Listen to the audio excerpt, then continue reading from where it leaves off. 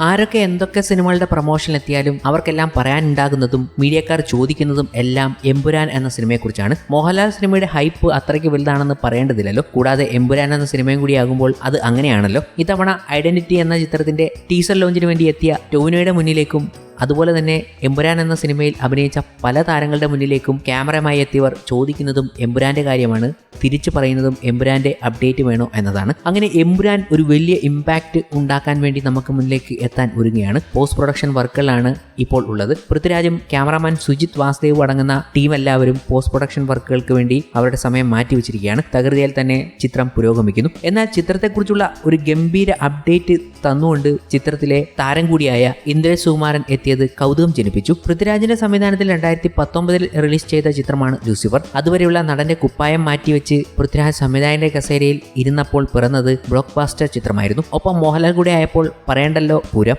റിപ്പോർട്ടുകൾ പ്രകാരം 128 കോടി കളക്ഷൻ നേടിയ ചിത്രത്തിന്റെ രണ്ടാം ഭാഗം എന്ന നിലയിൽ ശ്രദ്ധിക്കപ്പെട്ട സിനിമയാണ് എമ്പുരാൻ. ചിത്രം അടുത്ത വർഷം തിയേറ്ററുകളിൽ എത്തുകയാണ്. നിലവിൽ എഡിറ്റിംഗ് ടേബിളിൽ ഇരിക്കുന്ന എമ്പുരാനെ ചുറ്റിപ്പറ്റിയുള്ള ചർച്ചകൾ സോഷ്യൽ ലോകത്ത് സജീവമാണ്. വൻ പ്രതീക്ഷയും ആരാധകർ സിനിമയ്ക്ക് മേൽ വെച്ചിട്ടുണ്ട്. ഈ അവസരത്തിൽ എമ്പുരാനെ കുറിച്ച് ഇന്ദ്രജിത്ത് പറഞ്ഞ കാര്യങ്ങൾ ശ്രദ്ധ നേടുകയാണ്. ഗോവർദ്ധൻ എന്ന കഥാപാത്രമായി ലൂസിഫറിൽ തിളങ്ങിയ ഇന്ദ്രജിത്ത് എമ്പുരാനിലും ഉണ്ട്. മലയാളത്തിലെ ഏറ്റവും വലിയ സിനിമയാകും എമ്പുരാൻ എന്നാണ് ഇന്ദ്രജിത്ത് പറയുന്നത്. മലയാള സിനിമയിൽ സ്കെയിലും ബഡ്ജറ്റും വെച്ചൊക്കെ നോക്കുമ്പോൾ ഏറ്റവും വലിയ ചിത്രമായിരിക്കും എമ്പുരാൻ. ബഡ്ജറ്റൊക്കെ ഒരു ഹോളിവുഡ് സിനിമയുടെ സ്റ്റാൻഡേർഡിലാണ് ചെയ്തിരിക്കുന്നത്. ടെക്നിക്കൽ സൈഡും ഷൂട്ടിംഗ് രീതി, ലൊക്കേഷൻ തുടങ്ങി എല്ലാം അങ്ങനെ തന്നെ. ഇന്ത്യക്ക് അകത്തും പുറത്തും ഒരുപാട് സ്ഥലങ്ങളിൽ ഷൂട്ട് ചെയ്തു. ഗോവർദ്ധന് ഉറപ്പായും ഒരു പ്രാധാന്യം എമ്പുരാനിൽ ഉണ്ടാകും. ലൂസിഫറിൽ സത്യാന്വേഷണത്തിന്റെ ആളാണല്ലോ. എന്താണ് സത്യമെന്ന് അറിയാനുള്ള ഗോവർദ്ധന്റെ യാത്രകൾ എമ്പുരാനിലും ഉണ്ടാകും എന്നാണ് ഇന്ദ്രജിത്ത് പറഞ്ഞത്. ഞാൻ കണ്ടതാ സാറേ എന്ന സിനിമയുടെ പ്രൊമോഷനിടെ ആയിരുന്നു നടന്റെ പ്രതികരണം എത്തിയതും. അതേസമയം എമ്പുരാൻ അടുത്ത വർഷം മാർച്ച് 27 തിയേറ്ററിൽ എത്തും. നിലവിൽ എമ്പുരാൻ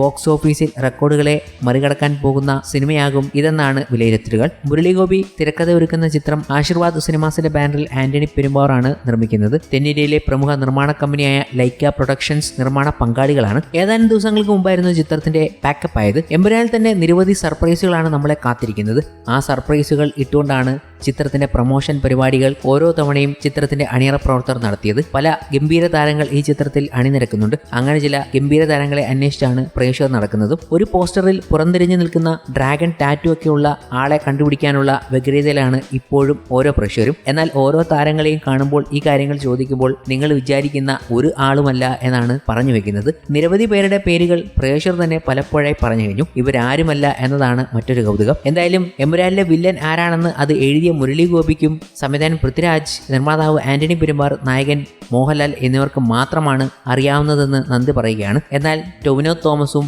അതിലെ തന്നെ മറ്റു താരങ്ങളും അതിനെക്കുറിച്ച് പറയുന്നുണ്ട്. ആരാണെന്ന് അവർക്കറിയാം, പക്ഷെ പറയില്ല എന്നാണ് അവർ പറഞ്ഞിരിക്കുന്നത്. നിങ്ങൾ വിചാരിക്കുന്ന ആരുമല്ല. എന്തായാലും മാർച്ച് 27 നിങ്ങൾ കാണും, അപ്പോൾ കണ്ടാൽ മതി എന്നാണ് അവരുടെ വാക്കുകൾ. സസ്പെൻസ് ഒന്നും പൊളിക്കാതെ തന്നെ എമ്പുരാന്റെ അപ്ഡേറ്റുകൾ നൽകുകയാണ് അവരൊക്കെ.